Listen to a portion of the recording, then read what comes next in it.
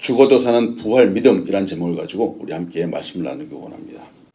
요한복음 11장 25절로 26절이에요. 하나님, 놀라운 날입니다. 부활의 주일.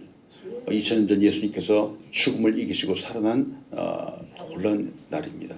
하나님, 이 놀라운 기적과 이 믿음이 우리의 마음속에 우리 심령에 가득하게 인도하여 주시옵소서. 매일매일 매 순간순간 우리의 죽었던 믿음들이 다시 깨어나고 하나님을 바라보는 우리 믿음의 사람 될 수 있도록 인도하여 주시옵소서. 부족한 영광 감춰주시고 하나님 영광만이 드러나게 인도하여 주시옵소서. 예수님의 이름으로 기도합니다. 아멘. 할렐루야. 아멘. 예수님께서 부활하셨습니다. 자, 우리 옆에 있는 분 한 번 더 인사합시다. 예수님께서 부활하셨습니다. 인사하겠습니다. 예수님이 부활하셨습니다. 네, 아멘. 한 번 더 해피 이스터 이겠습니다. 해피 이스터. 예수님은 십자가에서 죽으셨죠. 맞아요. 2000년 예수님 십자가에 죽으셨어요. 그러나 죽음으로 끝나지 않았습니다. 놀랍게 부활하셨습니다. 이것은 정말 기가 막힌 이야기입니다.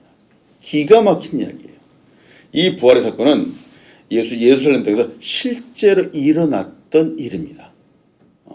기적의 사건입니다. 우리의 삶에는 수없이 많은 시작과 끝이 있습니다. 시작하는 때가 있는가 하면 또한 끝나는 때가 있겠죠. 무엇인가 시작하거나 누군가가 이 세상에 태어난다라고 하면은 새로운 인생이 시작될 때는 참 기쁩니다. 왜 기쁠까? 새로운 삶의 에너지를 만들어내기 때문에 그렇습니다. 그러나 이와 반대로 무엇인가 끝나는 때가 있습니다. 끝나는 경우가 있습니다.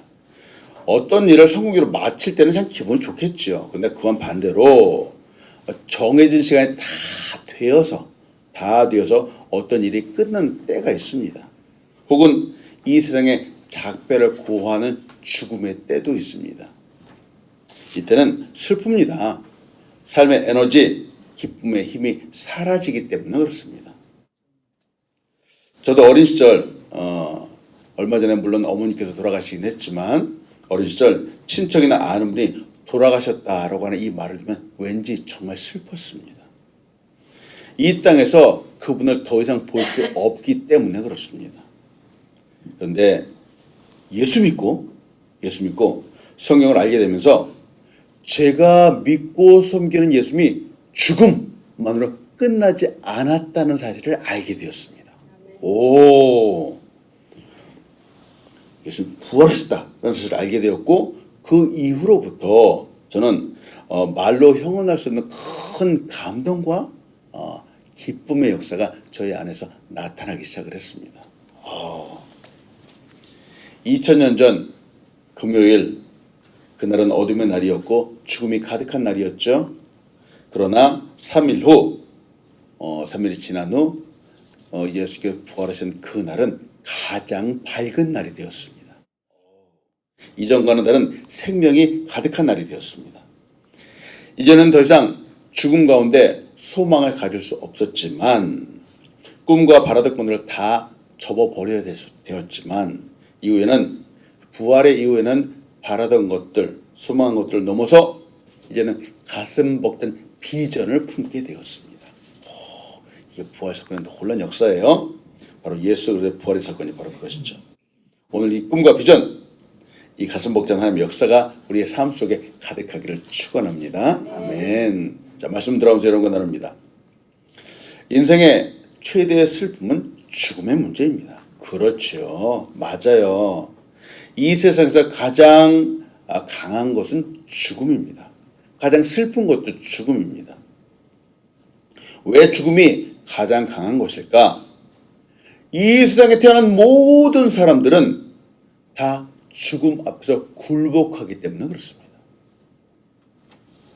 아무리 능력 있는 사람이라고 할지라도 죽음은 피할 수 없습니다. 아무리 권세가 있는 사람이라고 할지라도 죽음에게 오지 말라고 명령할 수 없습니다. 아무리 돈이 많은 사람이라고 할지라도 돈으로 죽음을 살 수 없습니다. 물리칠 수 없습니다. 그 옛날 중국의 진시 황제도 불로초로는 허황된 이야기를 찾아다니면서 죽음을 피해 보려고 하였습니다만 그에게 오는 죽음은 막을 수 없었습니다. 우리가 오는 이 죽음 앞에서 속수무책이죠. 네, 옆에 사람들, 가족들 죽음 앞에서도 단지 슬퍼할 수밖에 없습니다. 죽음이 언제 올지도 모르며 결국 피할 수도 없기 때문에 그렇습니다. 그런데 여러분, 더 큰 문제가 있습니다. 아니, 죽음보다 더 큰 문제가 있다고요? 있습니다. 더 큰 문제가. 문제는 죽음만으로 끝나지 않는다는 것이 문제입니다. 우리 너무 잘 알고 있죠? 죽음만으로 딱 끝난다면 그나마 다행일 겁니다. 문제는 죽음만으로 우리의 인생이 끝나지 않는다라고 하는 거예요. 저 이 사실을 성경에서 보고 깜짝 놀랐습니다. 히브리서 9장 27절이에요. 한 번 죽는 것은 사람에게 정해진 것이요 그 후에는 심판이 있습니다. 아니, 죽는 것도 그런데 그 위에 또 심판이 있다고요? 여러분, 성경은 이렇게 말하고 있습니다. 그래서 사실 사람들이 가장 두려워하는 이유가 바로 여기에 있는 겁니다. 믿지 않는 사람들 마음속에도 이상하게 죽음만으로 끝나지 않는다는 것을 알고 있습니다. 이게 정확하게 무엇인지 모르지만 그 사람들의 마음속에도 은연중에 죽음만으로 끝나지 않을 것 같다라는 막연한 두려움들이 그들의 마음속에 있는 겁니다. 그래서 두려워하는 거예요. 옛날에 러시아의 문학가 도스토예프스키가 있었습니다. 들어봤죠? 도스토예프스키? 도스토예프스키가 28살 젊은 나이였어요. 내란 음모죄라고 하는 이 죄에 휘말려서 사형을 당하게 되었습니다. 러시아잖아요. 겨울에 영하 50도가 넘는 그 추위 속에서 사형장으로 끌려나가서 기둥에 묶였습니다. 이제 죽기까지 5분이 남았습니다. 28년을 살아왔지만 지금 단 5분이라는 시간이 그에게 너무나도 소중했어요. 그래도 도스토옙스키 글 쓰는 사람답게 나는 이 5분을 정말 보람되게 보내고 죽어야 되겠다라는 생각을 했어요. 그래서 이분은 옆에 같이 함께 죽어가는 동료들에게 인사를 하는데 시간을 보내고 이분은 오늘까지 살아온 28년의 인생을 한번 돌아보면서 시간을 보내고 나머지 일부는 하늘과 땅 그리고 자연을 바라보내 쓰기로 했습니다. 그리고 딱 이제 5분 처음 생각한 대로 옆에 있는 동료들에게 인사를 하면서 2분을 보냈습니다. 근데 갑자기 생각이 들었어요. 3분 뒤에 나는 죽으면 어디로 갈 것인가 하는 생각이 갑자기 눈에 탁 들면서 눈앞이 깜깜해지기 시작을 했어요. 정신이 아찔해지고 혼미해지기 시작을 했습니다. 인생을 다시 살 수 있다면 순간순간 정말 값지게 쓰련만 이렇게 생각을 했습니다. 근데 이거 촥 하고 총에 탄환을 당기는 소리가 들렸습니다. 사색이 되었겠죠. 바로 그때 한 사람이 하얀색 수건을 흔들면서 그 형장으로 달려왔습니다.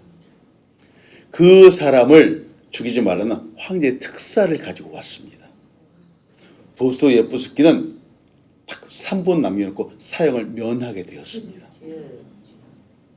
그는 이후로 이 5분을 생각하면서 글을 썼습니다. 그래서 여러분 혹시 들어보셨어요? 죄와 벌이라고 하는 그리고 카라마조프의 형제들, 카라마조프가의 형제들 이런 놀란 작품들을 썼습니다. 이게 도스토예프스키 작품이에요. 사람들이 죽은 이후 좋은 데 가라라고 하지만 여러분 그럴 수 없습니다. 성경 보십시오. 미안합니다. 성경은 죽음 이후에도 심판이 있다라고 경고하고 있습니다. 사람들이 이 사실을 모르는 거예요. 자, 때문에 여러분 나눕니다. 예수님도 죽으셨습니다. 그러나 부활하셨습니다. 예수님 죽으셨죠? 그런데 죽음으로만 끝나지 않았어요. 부활하셨어요. 하나님 앞에서 불순종의 죄를 범한 인간에게 죽음은 결국 오고야 말았습니다. 로마서 6장 23절이에요. 죄의 삭은 사망이요 하나님의 은사는 그래서 예수 우리 주 안에 있는 영생이니라 말합니다.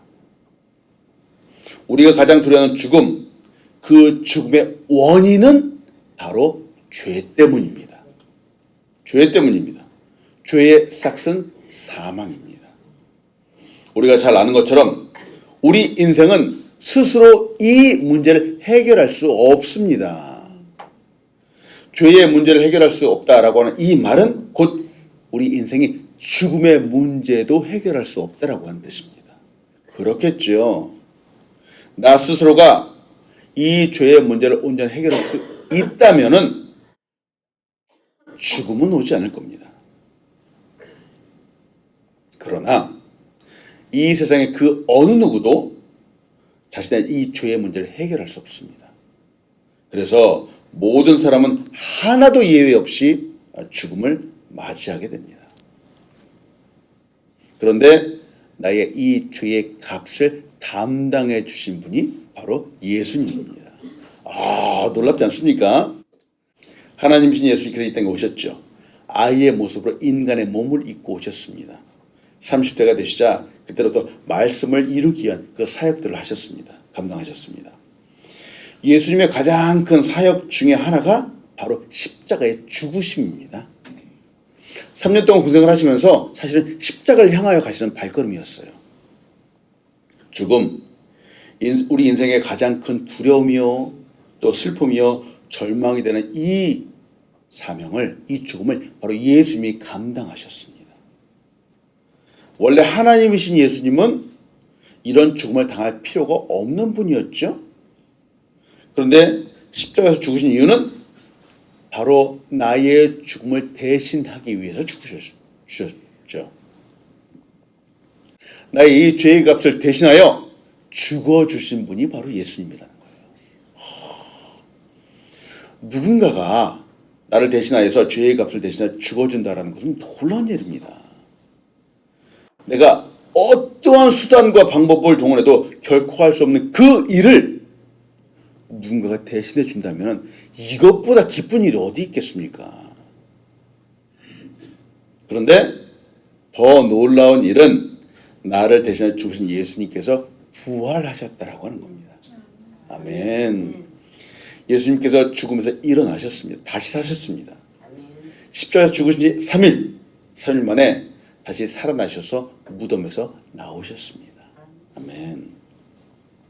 성경에는 크고 작은 기적들이 많이 있습니다. 구약에서의 가장 큰 기적이라면 아마 천지창조의 사건일 겁니다. 그렇겠죠? 신약에서의 가장 큰 기적이라면 바로 예수님이 이 죽은 자들 가운데 가장 먼저 부활하신 바로 이 사건입니다. 이 사건입니다. 여러분, 이 천지창조의 사건을 믿고 예수님의 이 부활의 사건을 믿는다면 성경에 나오는 모든 이야기, 모든 기적의 이야기, 은혜의 이야기를 다 믿을 수 있습니다. 아멘. 여러분, 기적이라고 하는 것은 이 자연의 흐름과 반대되는 개념입니다. 그래서 사람들이 초자연적인 현상 이렇게 말하기도 하죠. 우리의 상식으로 이해할 수 없는 놀라운 일이기도 합니다.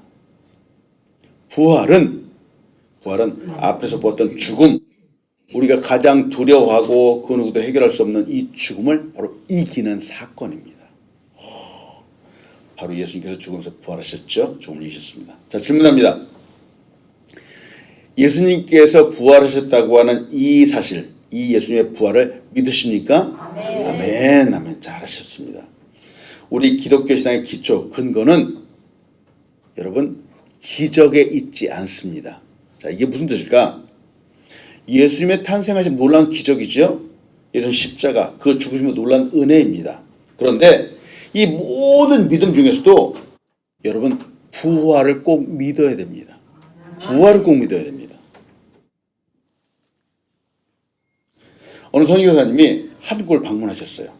몇 주가 지난 후에 함께 계시는 목사님께 질문을 했어요. 한국을 쭉 둘러보고 선교사님이 이렇게 질문하는 거예요. 한국 교인들은 교회 밖에서는 즐겁게 대화하다가 왜 교회 안에만 들어오면 울상이 되나요? 이렇게 질문을 했어요. 그렇죠? 교회에서 이제 눈물을 흘리며 기도하시는 분들이 꽤 많아요. 그러니까 이 목사님이 이렇게 대답을 한 거예요.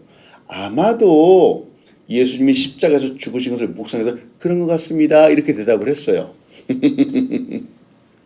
그러자 선교사님이 이렇게 말씀하시는 거예요. 그 예수님이 다시 십자가에서 살아나신 것을 잊었나요? 이렇게 말하는 거예요. 여러분, 교회 즐거운 곳입니다. 기쁨이 가득한 곳입니다. 물론 내가 일주일 동안 지었던 죄를 주님 앞에 회개해야 하는 건 당연합니다. 그런데 교회에서 가장 중요하게 여기는 것은 바로 부활의 주님이 우리와 함께 하신다라고 하는 사실입니다. 때문에 기뻐하는 거예요. 예수님을 믿는다라고 하는 것은 십자가에서 나의 죄를 대해 죽으신 예수님, 십자가에 죽으신 그 예수님만을 믿는다라고 하는 그것이 아닙니다. 예수님을 믿는다라고 하는 것은 우리 나의 새로운 삶, 영원한 생명을 위해서 다시 사셨다는 사실, 부활하셨다는 그 사실, 부활하신 예수님을 믿는다라고 하는 겁니다. 아멘. 존 S. 웨일이 이렇게 얘기합니다. 기독교는 종교가 끝나는 데서 부활과 함께 시작한다. 부활신앙은 기독교 신앙의 부록이 아니다. 그것이 바로 기독교 신앙이다. 만약에 이 부활이 없다면 우리의 믿음의 근간을 이루는 다른 요소들은 사실 가치가 없는 것이 됩니다. 그래서 부활이 그만큼 중요해요. 부활은 하나님의 승리이자 바로 사탄의 완전한 패배입니다. 그렇죠? 부활은 생명의 승리이자 죽음의 패배입니다. 부활의 핵심에는 생명이 있습니다. 창조 가운데도 생명이 있었죠. 우리가 보고 믿는 이 창조와 부활은 성경에 나타나는 두 가지 독특한 진리입니다. 예수님께서 부활하셨는데 그냥 몸만 벌떡 일어난 것이 아니에요. 생명을 갖고 일어나셨어요. 십자가에서 그 영혼이 떠나가셨지만 3일 후에 다시 그 생명을 얻으셨습니다. 고린도전서 13장 15장 3절로 6절 상반절의 말씀입니다. 내가 받은 것을 먼저 너에게 전하였느니 이는 성경대로 그리스도께서 우리 죄를 위해 죽으시고 장사 지낸 바 되셨다가 성경대로 사흘 만에 다시 살아나사 게바에게 보이시고 후에 12 제자에게와 그 후에 500의 형제에게 일시에 보이셨나니 하고 말합니다. 이 예수님의 부활은 사실입니다. 하나님은 생명의 근원이시죠. 하나님의 생명이 임하면은 죽은 나무에서도 꽃이 피게 됩니다. 하나님의 생명이 임하면은 죽은 사람도 다시 살아나게 됩니다. 아멘. 예수님께서 이 말씀을 오늘 성경을 통해서 우리에게 말씀하시는 거예요. 자, 두 번째, 예수님의 부활을 믿는 사람은 죽어도 사는 사람입니다. 여러분, 우리도 언젠가는 죽음을 맞이하게 됩니다. 어쩔 수 없어요. 이 땅에서 우리의 연수는 제한적입니다. 정해져 있죠. 그러나 믿는 사람은 죽음 이후에 다시 태어나게 됩니다. 아멘. 요한복음 11장 25절 26절 시작. 예수께서 이르시되 나는 부활이요 생명이니 나를 믿는 자는 죽어도 살겠고 무릇 살아서 나를 믿는 자는 영원히 죽지 아니하리니 이것을 내가 믿느냐. 아멘. 예수님의 십자가 사건이 실제로 일어났던 것처럼 요즘에 부활의 사건은 실제로 일어났습니다. 2000년 전에 예루살렘에서 진짜로 있었던 일입니다. 지금 이 말씀은 나사로의 죽음을 두고 그 누이 마르다에게 하시는 말씀이에요. 여기서 예수님은 인생의 죽음에 대해서 지금 말씀하고 계세요. 죽음. 여러분, 이 땅에 사는 사람이라면 누구나 다 죽습니다. 그런데 예수님은 또한 부활에 대해서도 지금 말씀하고 있습니다. 다시 산다! 라고 이거 말씀하시는 거예요. 소망이 있다는 것이죠. 아울러 영원한 생명, 영생에 대해서도 말씀하십니다. 질문합니다. 모든 사람들이 찾아 헤매고 갖기 원하는 생명, 이 부활, 이 죽음을 이기는 부활은 어디에 있는지요? 예수님에게 있는 겁니다. 맞습니다. 예수님에게 있습니다. 이 생명의 근원이 하나님에게, 예수님에게 있는 겁니다. 참된 승리가 바로 예수님에게 있는 겁니다. 그런데 이 여러 가지 사실에 대해서 가장 기초가 되는 것이 있습니다. 바로 예수님께서 죽음을 이기셨던 것처럼 죽음 앞에서 두려워하지 않는 사람, 바로 믿음을 갖고 있는 사람입니다. 장례 사건이 놀랍고 부활 사건이 경이롭지만 정작 중요한 것은 이 사실을 정말로 믿는가라고 하는 거예요. 믿는가라고 하는 겁니다. 믿습니다. 아멘. 하나님의 은혜가 지금도 여전히 나타나고 있지만 여러분 믿지 않는 사람에게는 소용이 없습니다. 부활의 역사가 나타난다고 하고 생명의 역사가 있을 것이지만 여러분 믿지 않는 사람에게는 먼 나라 이야기입니다. 먼 나라 이야기예요. 내가 부활의 믿음, 부활의 신앙을 반드시 가져야만 합니다. 남의 이야기처럼 알고 있는 것은 아무 소용이 없습니다. 믿음은 이론이 아닙니다. 많이 안다고 믿어지는 것이 아닙니다. 시간이 흐른다고 자동적으로 믿어지는 것도 아닙니다. 십자가에서 죽은 사람이 사흘 만에 다시 살아났다라고 하는 이것을 오늘날 현대 의학으로 설명할 수 없습니다. 과학으로 입증할 수도 없습니다. 과학적으로 의학적으로 설명할 수 없지만 예수님의 부활은 있었습니다. 그래서 우리는 이 사실을 믿음으로 받는 겁니다. 믿음으로 받는 거예요. 오늘 예수님도 분명히 말씀하시죠. 보세요. 나를 믿는 자는 조건이 그거예요. 나를 믿는 자는 죽어도 살겠고 무릇 살아서 나를 믿는 자는 영원히 죽지 아니하리라. 이렇게 말씀하시는 거예요. 예수님이 분명히 나를 믿는 자라고 말씀하셨어요.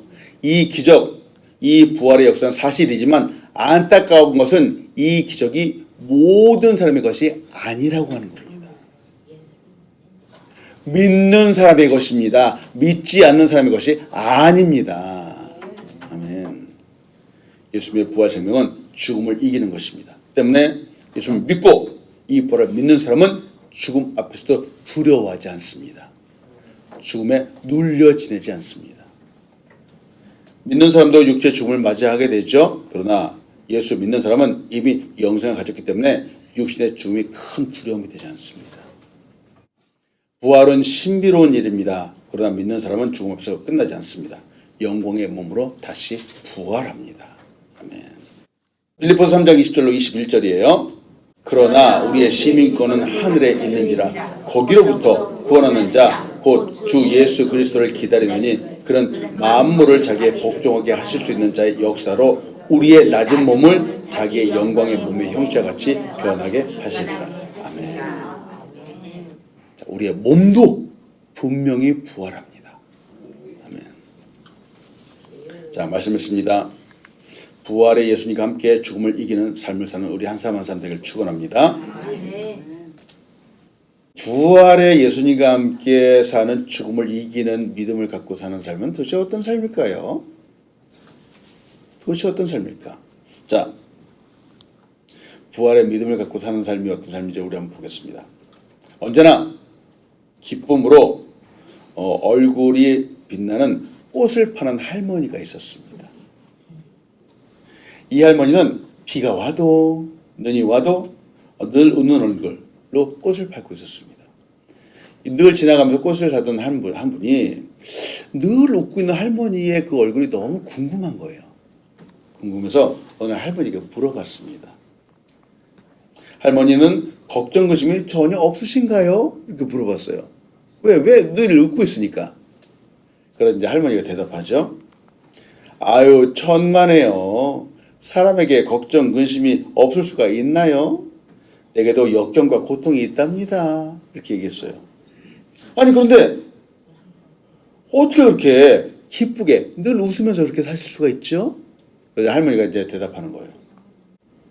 저는 3일의 비밀을 가지고 인생을 살아가기 때문이랍니다. 그래요. 3일의 비밀? 이 3일의 비밀이라는 것이 도대체 뭘까? 그러면서 이제 할머니가 설명을 하는 거예요. 3일의 비밀이란 걱정거리가 생길 때마다 하나님께 기도를 드리고 3일을 기다리는 것인데 이는 무덤에서 3일 만에 부활하신 주님을 믿는 것입니다. 때론 숫자대로 3일이 아닐 수도 있지만 주님의 부활 원리는 늘 동일하답니다. 그래서 나에게는 어떤 암흑 같은 고난일지라도 기쁨의 열매로 끝난답니다. 여러분, 부활 신앙을 갖고 살아간다는 것이 무엇인지 이해되십니까? 아멘. 이거예요. 삶의 어려움 있습니다. 예수님도 죽음이라는 것을 맞이했지 않습니까? 그러나 3일 후에 부활하셨습니다. 우리 앞에 있는 고난과 걱정, 어려움도 3일 후면은 눈 녹듯이 사라지게 될 것입니다. 이것이 바로 부활신앙이에요. 예수님의 부활을 믿는 이 믿음의 사람은 이 세상 사람과 다릅니다. 다릅니다. 삶을 살아가는 그 방식이 다르고 생각하는 사고 방식도 다릅니다. 죽음 앞에서 무서워서 벌벌 떨지 않습니다. 담대하죠. 이는 다른 차원의 삶을 살아가기 때문에 그렇습니다. 예수님의 고난도 기꺼이 받습니다. 바로 부활 신앙이 있기 때문에 그렇습니다. 이 세상 사람은 죽음은 끝이라고 하지만 우리는 그렇지 않습니다. 영생의 길, 생명의 길, 죽어도 사는 길이 우리에게 있음을 여러분 믿으시기 바랍니다. 이 놀라운 은혜와 역사가 축복이 우리에게 가득하게 축원합니다. 아멘. 기도합니다. 하나님, 오늘도 예수님의 부활이 얼마나 놀랍고 위대한 것인가 보았습니다. 하나님, 물론 믿고 사는 사람도 때때로 삶에 어려움이 오지만 그래도 3일 후에 다시 부활하신 예수님을 생각하면서 늘 기쁨 가운데, 담대함 가운데, 믿음 가운데 살아가는 우리 사람들 될 수 있도록 인도하여 주시옵소서. 감사합니다. 예수님의 이름으로 기도합니다. 아멘.